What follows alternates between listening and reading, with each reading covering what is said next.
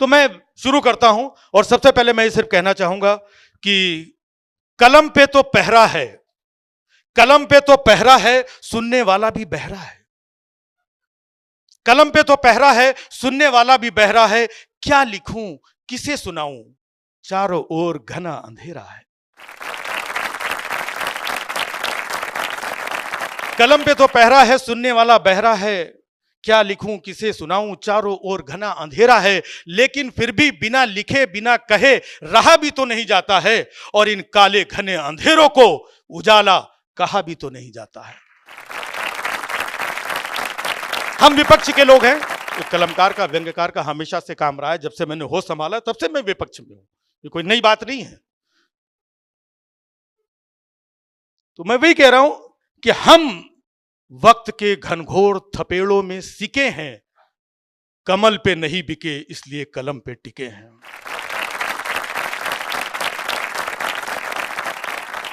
बहुत सारी बातें हो रही हैं कि मतलब आप हमारे देश के राष्ट्र निर्माता, आजादी के बाद जो पहले प्रधानमंत्री थे पंडित जवाहरलाल नेहरू जी, जिन्होंने देश को कहां से कहां पहुंचाया, देश की बुनियाद रखी, उन नेहरू जी को कोई कुछ भी कह रहा है। सर, आप पिछले 10 साल से देख रहे हैं, कोई कुछ भी कह रहा है, गालियां दे रहा है, अंट संट बक रहा है, मीम्स बना रहा है। मतलब आप नेहरू जी को कुछ भी कह सकते हो, एक रिक्शे वाले को कुछ नहीं कह सकते हो,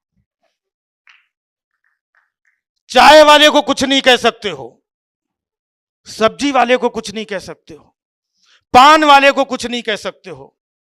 हालांकि मामला रिक्शे वाले और चाय वाले पे खत्म हो गया था, फिर भी मैंने सेफ्टी साइड 2 चीजें जोड़ दी हैं।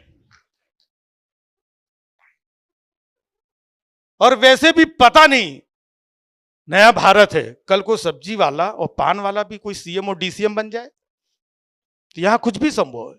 जैसा कि अभी बताया ना कि मध्य प्रदेश में वो बेरोजगारों का नाम आकांक्षी युवा रख दिया गया। अब वो नौकरी भी नहीं मांग सकते हैं। नौकरी मांगेंगे पुलिस वाले 4 डंडे मारेंगे, कहेंगे तुम्हें हमने आकांक्षी युवा बनाया था, तुम महत्वाकांक्षी युवा बन गए। तो मैं समाज की, देश की कुछ मुद्दों की बात करने के लिए यहां पर आया हूं। मैं चाहता हूं कि इन मुद्दों से देश जागरूक हो और कुछ बेहतर हो समाज में। कहते हैं कि उनको देखिए जो जुल्म करते हैं, उनके बारे में सोचिए, आपको सब एक एक चीजें समझ में आएगी। तीर, तलवार, खंजर, गोला, बम, बारूद सब बरामद हुआ उसके पास। तीर, तलवार, गोला, बम, बारूद सब बरामद हुआ इसके पास, बावजूद इसके वो बातों को घुमा देता है। ये सब तुम्हारी हिफाजत के लिए है, बता देता है, और उलझा के लोगों को शूलों में वो फूलों की बात करता है। तो आज हमारा ये show non biological comedy show है। मैं इसको आगे बढ़ाता हूं, छोटे छोटे किस्सों से आप बातों को समझेंगे। एक छोटा सा किस्सा मैं आप लोगों के बीच में रख रहा हूं कि एक लड़के को एक अंकल जी ने धर के कूट दिया, धर के कूट दिया। जब वो लड़का ठीक ठाक कुटा गया तो पीछे से एक लड़की आई, बोलती पापा ये वो लड़का नहीं था।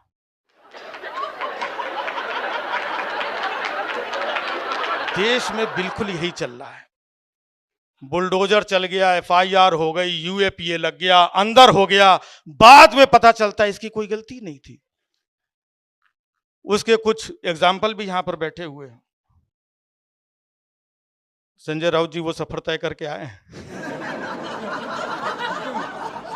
पहले चलो, बाद में नहीं कुछ, ओके, यही हो रहा है। मैंने देखा 2 बुजुर्ग लोग आपस में ताली दे करके बहुत जोर से हंस रहे थे। वहां पर काफी भीड़ भाड़ लग गई। लोगों ने पूछा क्यों हंस रहे हैं? तो एक ने बोला कि ये जो अंकल जी हैं ये कह रहे हैं हमारे पास देश की हर समस्या का हल है। तो हमने कहा इसमें हंसने की क्या बात है भाई, ये बुजुर्ग आदमी, इनसे पूछ लेते हैं क्या हल है। तो मैंने उनसे पूछा सर क्या हल है? बोले देखो एक ही हल है, देश की जितनी भी जनता है ना सबको उठा के जेल में डाल दो,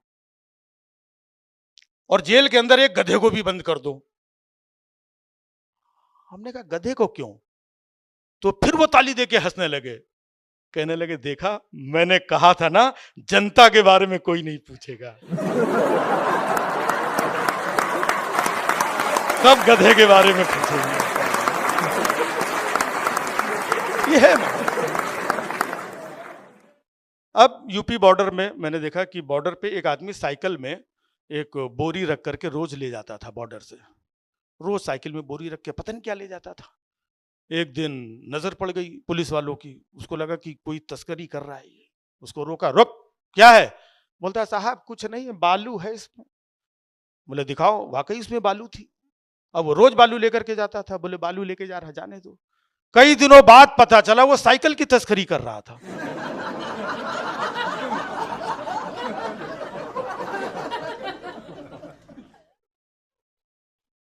ऐसे ही आज देश को हिंदू मुस्लिम सनातन पता नहीं किस कंफ्यूजन में रखा जा रहा है और अंदर काम कुछ और ही हो रहा है। अब देखिए, इतने दिनों बाद सुनीता विलियम्स ऊपर से नीचे आई, 9 महीने फंसी थी वहां पर। तो दुनिया में उनके सब्र की बात हो रही है कि 9 महीने कैसे रही। दुनिया में उनके सब्र की बात हो रही, हमारे यहां कब्र की बात हो रही। अमेरिका वाले खोज के ला रहे हैं, ये खोद के ला रहे हैं। हमने कहा अमेरिका वाले जो है ये सब हवा हवाई लोग हैं, हवा हवाई, ऊपर स्पेस स्पेस। हम जमीन से जुड़े हुए लोग हैं, अपना खोदते हैं, अपना खोद के ला रहे हैं। उनके पास नासा है, हमारे पास सत्यानाशा है।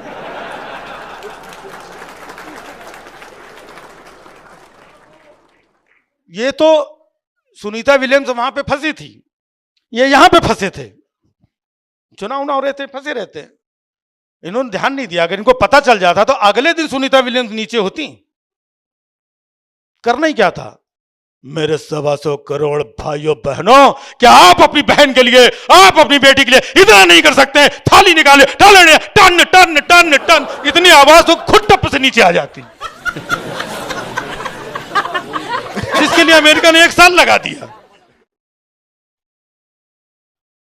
ऐसा नहीं कि ये खुदाई उदाई जो हो रही है, ये पहले भी होती थी हिंदुस्तान में खुदाई। तब खुदाई होती थी, खजाना निकाला जाता था, ढूंढा जाता था। आज खुदाई करके पखाना बनाने की बात हो रही है। अब बताइए, औरंगजेब, उसके नाम पे क्या क्या चल रहा है सर? कोई औरंगजेब के नाम पे फिल्म बना रहा है, कोई बोल रहा है इसकी कब्र खोद दो, कोई कुछ कह रहा है, कोई कह रहा है इधर शौचालय बना दो। मतलब औरंगजेब चारों तरफ से घिर चुका है। इतना तो जब वो जिंदा था तब नहीं घिरा था जितना अब घिर गया है।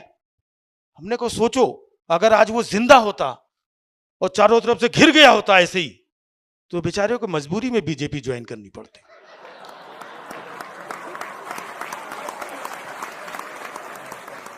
कह रहे हैं कि कब्र तोड़ के शौचालय बनाओ, शौचालय बनाओ।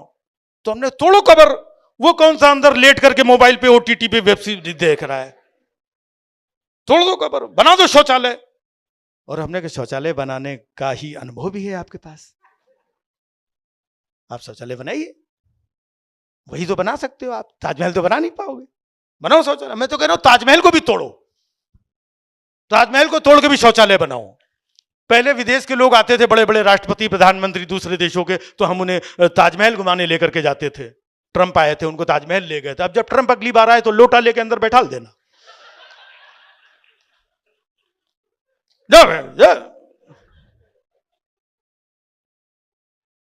जब ट्रंप अंदर से आवाज देगा यहां पर मोहब्बत की निशानी थी, कहां गई? तो बोलना कोई फ्लश चला के वहां गया।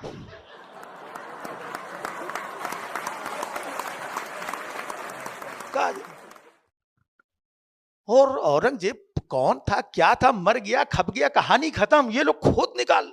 औरंगजेब बहुत क्रूर था। पूरे देश में तो जितना क्रूर था ही, उत्तर प्रदेश में ज्यादा क्रूर। ये औरंगजेब जो प्रदेश की शिक्षा और सुरक्षा,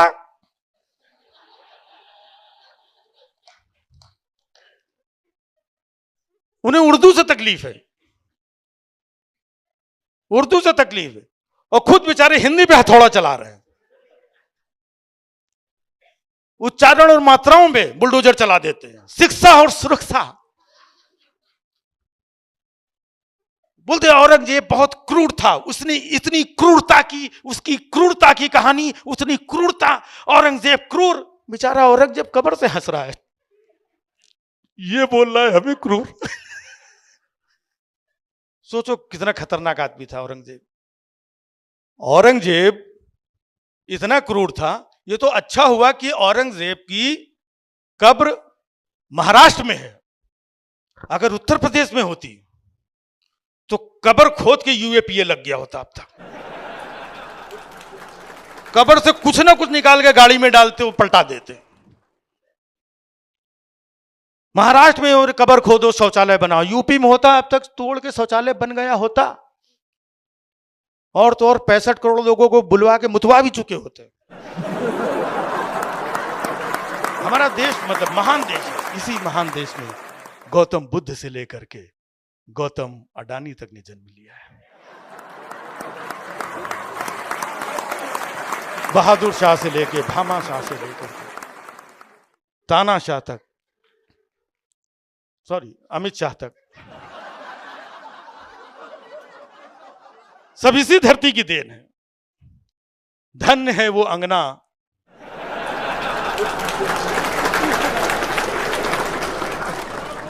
जहां पे जन्मी। तो भाई साहब मैं भी यहां पर प्रेम हास व्यवहार सब यही फैलाने आया हूं और कुछ करने नहीं आया हूं। आज सलमान सर ने बहुत डरा दिया, कहने लगे अच्छा कुछ एफआईआर वगैरह चीजें ये सब, आजकल तो बड़ा डर लगता है कॉमेडियंस के शो पे जाने पे। ऐसा सर कुछ नहीं है, रिस्क हम लोग ले ही रहे हैं, आप सब लोग भी रिस्क ले रहे हैं, जितने हमारे सांसद लोग बैठे हुए हैं, बाकी के लोग सोसाइटी समाज, तो रिस्क पे ही दुनिया चल रही है। तो मेरे शो का नाम है नॉन बायोलॉजिकल। कई लोग मुझसे पूछते नॉन बायोलॉजिकल कॉमेडी क्या होती है, तो हमने कहा देश में 10 साल से चल रही हो, तुम्हें पता ही नहीं। देश वाकई में बदल रहा है, देश नया भारत है, ये नया भारत है और नया लोकतंत्र भी है। नए लोकतंत्र में पता नहीं क्या क्या हो रहा है। आप करोड़ों लोग जलने वाले हैं यहां पर। एक जज साहब के यहां करोड़ों रुपए जल गए, लेकिन नए लोकतंत्र में देखिए जिनके यहां नोट बरामद हुए उनका ट्रांसफर किया गया, और जिनके घर में कभी भी कुछ भी बरामद नहीं हुआ उनको तिहाड़ जेल में। और आप अकेले नहीं हैं, आपका पूरा कुनबा है।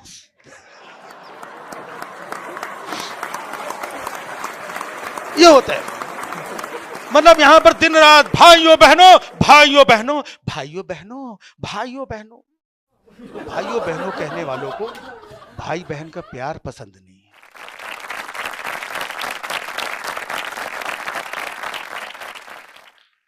अच्छा, दिल्ली और मुंबई में मैंने फर्क देखा है। यहाँ की मेडिकल व्यवस्था जो दिल्ली की है और मुंबई की, मैं समझता हूं मुंबई की मेडिकल व्यवस्था ज्यादा अच्छी है।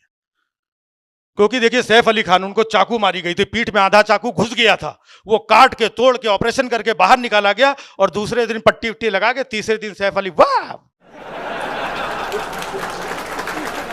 यहां दिल्ली की घटना देखिए, संसद की घटना हुई थी, एक बुजुर्ग को हवा का झोंका लगा, उनको पता ही नहीं चला कहां क्या हुआ है। अरे राहुल गांधी ने धक्का मारा, भीड़ भाड़ लग गई। अब यहां का ट्रीटमेंट देखिए,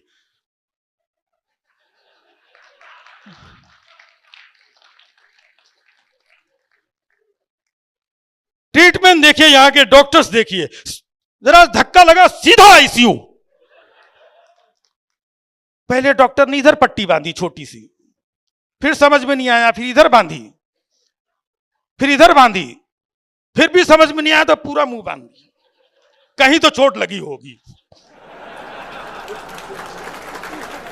लेकिन कमाल की बात ये देखिए, दिल्ली और मुंबई में सैफ अली खान साहब के साथ जो भी हुआ, सीसीटीवी कैमरे में उसको, हमलावर को पकड़ा गया, पहले एक, दूसरा, तीसरा, फाइनली पकड़ के चला गया। भाई साहब संसद में नामजद एफआईआर हो गई, अभी तक सीसीटीवी कैमरे की फुटेज नहीं आई। ये सारा काम नॉन बायोलॉजिकल। तो लोग पूछते हैं ना कि नॉन बायोलॉजिकल कॉमेडी क्या है, तो मैं बोलता हूं देश में 10 साल से चल रही और तुम्हें पता ही नहीं है यार। नॉन बायोलॉजिकल शख्स वो होता है जहां से आपकी सोच खत्म होती है वहां से उसकी सोच शुरू होती है। आपसे 4 कदम आगे की बात सोचता है वो। आप लोगों को तो यही लगता होगा ना कि वो लॉजिकल नहीं है। वो 4 कदम आगे बढ़ के बोलता है, भाई साहब मैं बायोलॉजिकल भी नहीं हूं।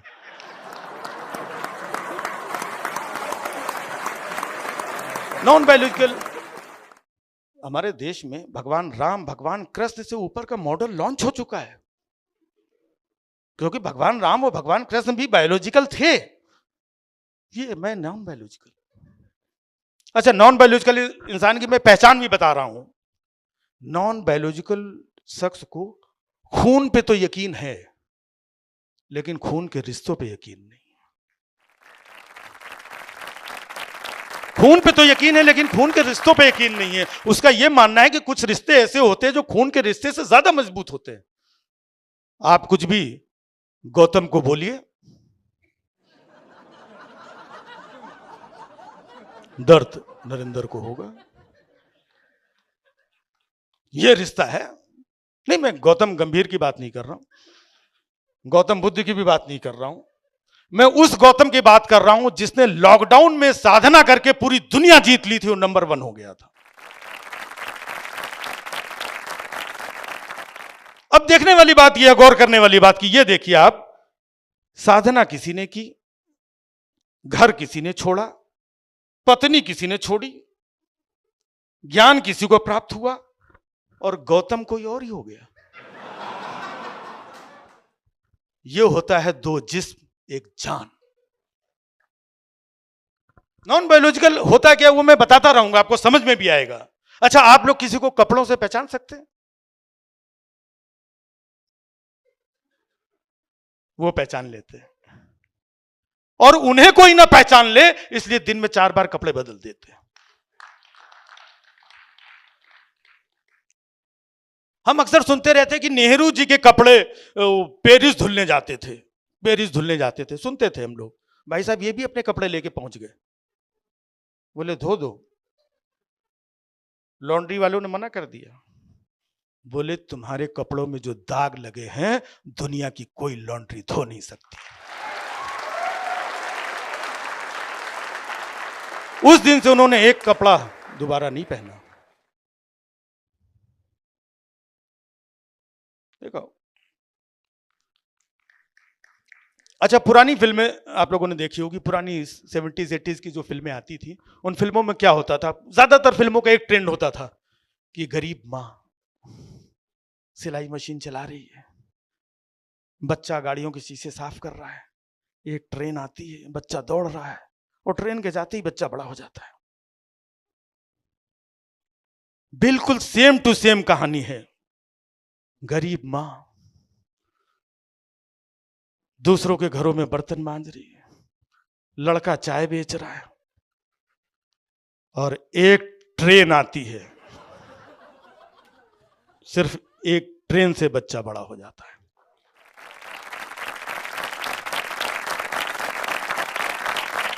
वो करता है, ट्रेन से बड़ा हो गया, भाइयों बहनों ये वो मैं वहां, और डॉलर का डा, महंगाई का मां, और भाइयों बहनों ये मंगलसूत्र छीन लेंगे, ये कर ले, ये वो। 10 साल खत्म हो गए। यही चल रहा है। तो नॉन बायोलॉजिकल धीरे धीरे समझ में आ रहा है ना? हाँ, अगर आपके समझ में आ जाए तो ये आपकी प्रॉब्लम है। बाकी ये काल्पनिक कहानी सुना रहा हूं मैं, इसका किसी से कोई लेना देना है नहीं, और मेरा तमिलनाडु का टिकट भी कंफर्म नहीं हुआ है। हाँ, कश्मीर से 370 हटाई गई और कहा गया कि वहां पर कोई भी प्लॉट खरीद सकता है। 370 कश्मीर से हटाई गई, और प्लॉट भाई साहब अयोध्या में काटे जा रहे हैं। ये अवधेश प्रसाद जी बताएंगे। प्लॉट अयोध्या में काटे जा रहे मुद्दे। उन्होंने 3 तलाक खत्म किया। 3 तलाक क्यों खत्म किया वो भी मैं बता रहा हूं, क्योंकि उनको मालूम है जो काम बिना तलाक बोले हो सकता है।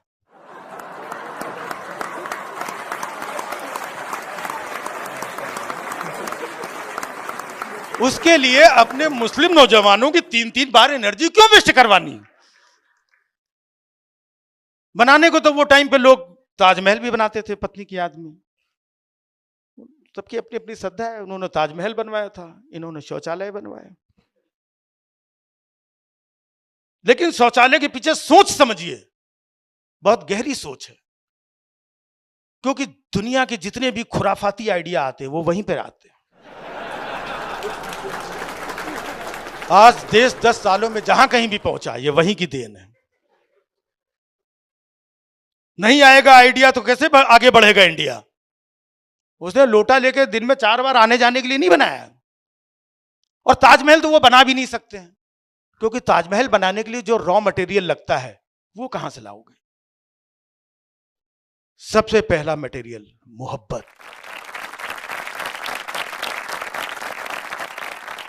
दूसरी चीज पत्नी, तीसरी चीज पत्नी से मोहब्बत। बोले यार इतना मटेरियल नहीं, तुम लोग शौचालय में खुश रहो यार। क्या याद है? मुद्दों की बात करते हैं। देश में कुछ लोग कहते हैं कि उन्हें इतिहास गलत पढ़ाया गया। ये भी वो लोग कहते हैं जो कभी स्कूल नहीं गए, या कुछ एक लोगों ने 12वीं के बाद इंटर किया है, वो कहते हैं इतिहास गलत पढ़ाया गया। तो कभी कभी मुझे भी लगता है वाकई में इतिहास गलत पढ़ाया गया है। बताइए, हमें पढ़ाया गया कि देश 1947 में आजाद हुआ था। अब जाके मालूम पड़ा 2014 में आजाद हुआ। तो इतिहास तो गलत पढ़ाया गया ना, चाहे हमें गलत पढ़ाया गया हो या उनको गलत पढ़ाया गया हो। बहुत सारी चीजें गलत पढ़ाई गई। अब जैसे हमको पढ़ाया गया अकबर महान था, अब पता चल रहा वो भिधूड़ी से भी ज्यादा चिरकुट था।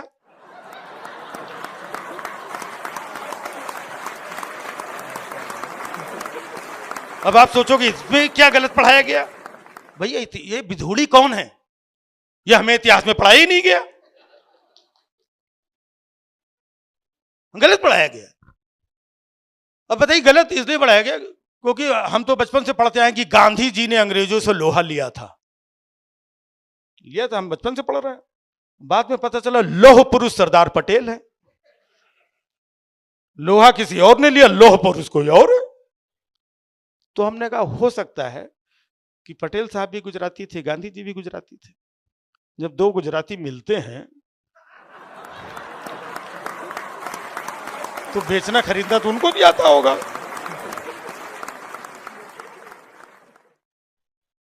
नॉन बायोलॉजिकल दुनिया, आपको सर कहीं जाना होता 2 दिन की 1 दिन की छुट्टी नहीं मिलती, वो बगैर छुट्टी की दुनिया घूमा है। और घूमते घूमते हुए एक ऐसे देश में पहुंच गए जहां पर एक प्राइम मिनिस्टर ने उनका स्वागत किया, वेलकम। भाइयों बहनों, बोले हम इधर अकेले खा रहा है, नहीं आदत। बोले हमने सुना है कि पहले तुम चाय बेचा करता था, क्या ये सच है? मित्रों, अकेले खाता, नहीं आदत। बोले नहीं, क्या ये सच है कि पहले चाय? बिल्कुल भाइयों बहनों, ये 16 आने सच है कि पहले मैं चाय बेचा करता था। बोले हम ऐसे नहीं मानेगा, तुम अपने हाथ से 1 कप चाय बना के पिलाएगा, हम पिएगा तो मानेगा। भाई साहब गए अंदर से चाय वाय बना के लेके आए, उनको दिया। जैसे उन्होंने एक सिप मारी, पूरी चाय मुंह के बाहर। इतनी घटिया चाय, इतना गरम मसाला, इतनी मिर्ची, इतनी हल्दी, इतनी धनिया चाय में कौन डालता है? तुम झूठ बोलता है कि तुम चाय बेचा करता था। नहीं, मैं कभी झूठ नहीं बोलता। तो इतना चिल्लाता क्यों है? नहीं, मैं कभी झूठ नहीं बोलता। मैंने कहा था कि मैं चाय बेचा करता था, बनाया नहीं करता था।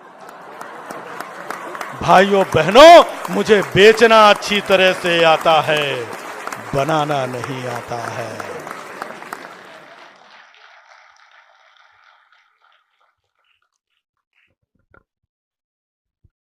वो बोलते हमें इतिहास गलत पढ़ाया गया। अब वाकई में मुझे लगता है कई बार हम तो कहते सिर्फ इतिहास नहीं गलत पढ़ाया गया, बहुत कुछ गलत पढ़ाया गया। केमिस्ट्री भी गलत पढ़ाई गई। बताइए, नाइट्रोजन गैस के बारे में पढ़ाया गया, हाइड्रोजन गैस के बारे में पढ़ाया गया, क्लोरीन गैस के बारे में पढ़ाया गया, नाले की गैस के बारे में पढ़ाया ही नहीं। केमिस्ट्री भी गलत पढ़ाई। हमें तो भूगोल भी गलत पढ़ाया गया कुछ लोगों को इस देश में। कुछ लोगों को भूगोल इतना गलत पढ़ाया गया है कि उन्हें पता ही नहीं है कि मणिपुर भी अपने देश में है।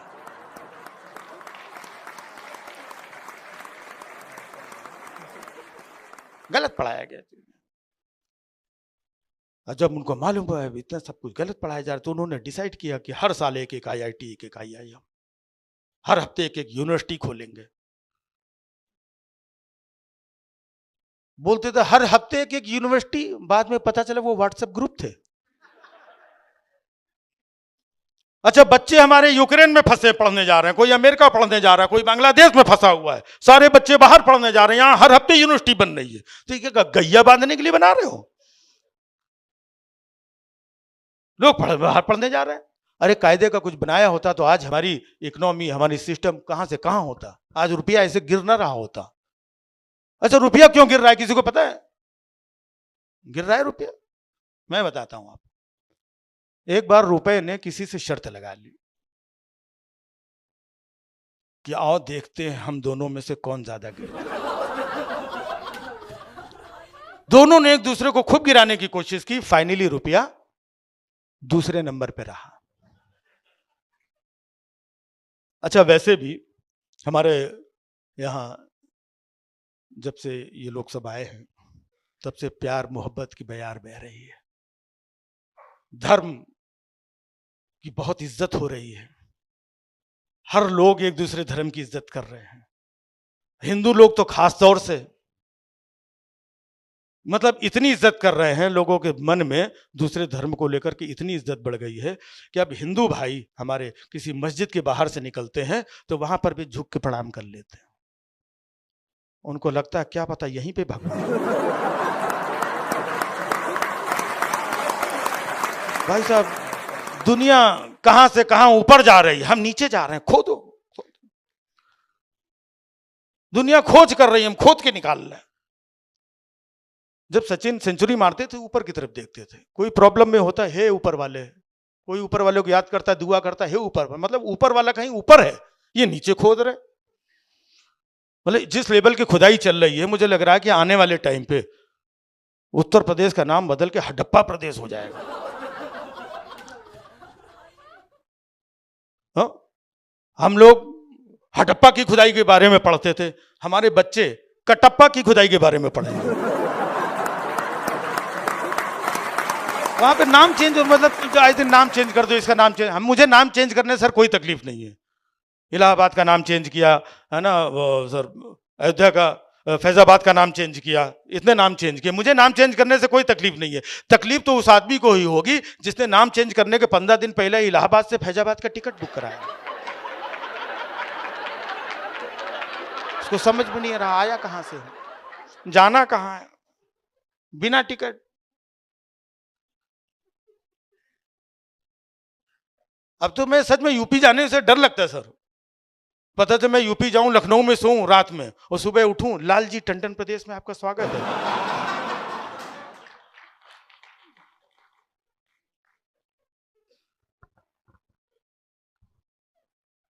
अच्छा, नाम ही नहीं बदल रहे हैं, नाम ही नहीं बदल रहे, बहुत कुछ बदल रहा है। राम भी बदल रहे हैं, इनके राम देखिए कैसे समय समय पे बदलते हैं। लोकसभा चुनाव आया तो राम आएंगे, हरियाणा चुनाव आया तो राम रहीम आएंगे,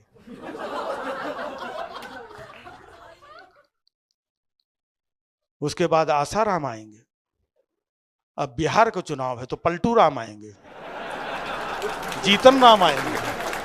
कैसे कैसे इनके राम बदलते। अब चुनाव के पहले मंदिर का उद्घाटन हो गया, आए दिन वहीं पे लंबा लेटे रहते थे भगवान, और सबको पूछते फलाने नहीं आए, ढिमाके नहीं आए, तुम मंदिर क्यों नहीं आए, तुम क्यों नहीं आए, और चुनाव के बाद से खुद ही नहीं गए। अब वो तो नहीं गए लेकिन मैं पहुंच गया, मैं पहुंच गया अयोध्या में दर्शन करने के लिए। तो मैं जैसे ही स्टेशन से नीचे उतरा, हमको स्टेशन पे ही प्लेटफॉर्म पे प्रभु राम मिल गए। अरे हमने कहा प्रभु धन्य, आपने यहीं पे दर्शन दे दिए, लेकिन आपको तो इतना मंदिर बन गया, आप यहां क्या कर रहे हैं? बोले बेटा वहां पानी चू रहा है। हमने यहां कर क्या रहे हैं? बोले बेटा ढूंढ रहा हूं। हमने किसको ढूंढ रहे हैं? बोले उसी को जो हमें लेके आए थे। हमने प्रभु आपको कौन लेकर के आ सकता है? बोले बच्चा ये बात तुम्हें मालूम है, उन नालायकों को नहीं मालूम है। हमारा फोटो बनाए थे उंगली पकड़ के ऐसे लेके आ रहे हैं, गाना बनवाए थे जो राम को लाए थे।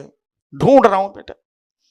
अरे प्रभु आप तो अब ढूंढ रहे हो, गंगा मैया 10 साल से ढूंढ रही।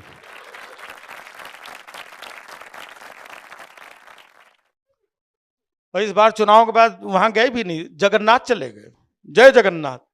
तो हमने कहा अगली बार देखना है जय जगन्नाथ ढूंढेंगे। तब कहीं शिरडी में बैठे होंगे, शिरडी वाले मौका देख करके अपना निकल लेते। भगवान राम कहने मैं ढूंढ रहा हूं। हाँ बताइए, अंडर कंस्ट्रक्शन में हमको शिफ्ट करके चला बना भी नहीं मामला, शिफ्ट कर दिया चुनाव के चक्कर में। ये कोई तरीका है? तो हमने कहा प्रभु आपको भी तो सोचना चाहिए। है आपने बताइए उनको 240 दे दिया। प्रभु बोले ना बच्चा मैं खुद टेंशन में हूं, हमने तो 140 ही दी थी।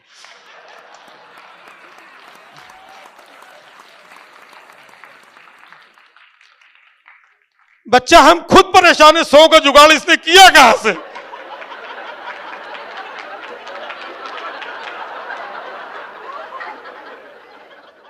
तो बायोलॉजिकल आदमी जो होता है वो किसी इंसान को ही धोखा दे सकता है।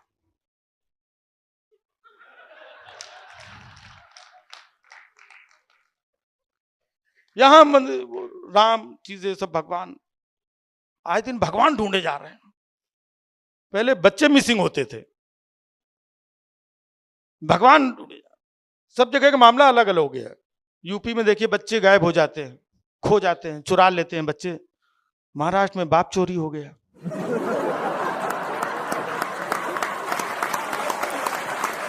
अब जहां के जैसे लुटेरे डकैत कहते हैं कि सिर्फ हे ईश्वर इतनी मेहरबानी कर देना, इतना मेहरबान हो जाना कि जब भी वतन को जरूरत हो मेरे कतरे कतरे लहू को कुर्बान कर देना।